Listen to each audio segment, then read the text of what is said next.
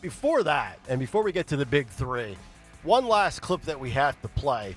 Last night, we saw Kash Patel, the head of the FBI. He was on with Brett Baer. Well, his deputy director of the FBI, Dan Bongino, was on Fox and Friends this morning. And apparently when it comes to Epstein and the claims of he killed himself, Bongino says, oh, no, we have video proof. Oh, boy. Let's roll this. Those two cases obviously are of significant public interest. I'm just telling you what we see in the file. I just want to be crystal clear on this. I am not asking anyone to believe me. I'm telling you what's there and what isn't. Right.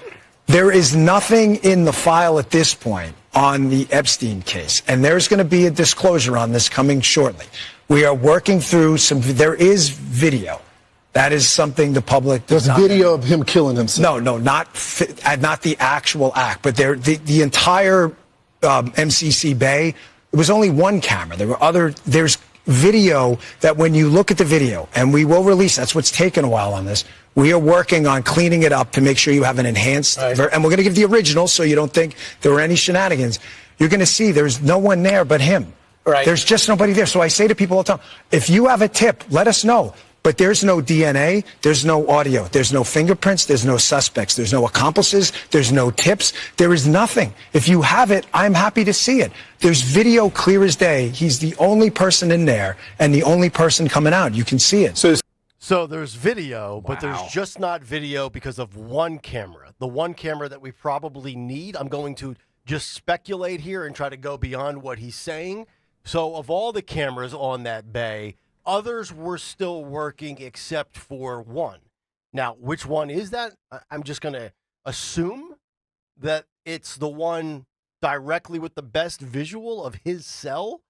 But, I guess when they release the video, we'll be able to further pontificate as to what happened. But you say there's no DNA and all this other stuff. Okay, but when we've seen the imagery of his neck where he hung himself, and the end result of the red mark, from everything that we've heard from experts, and also including Epstein's brother himself, the physical results appear to be completely different from what is the typical result of a self-induced hanging, right? Yeah.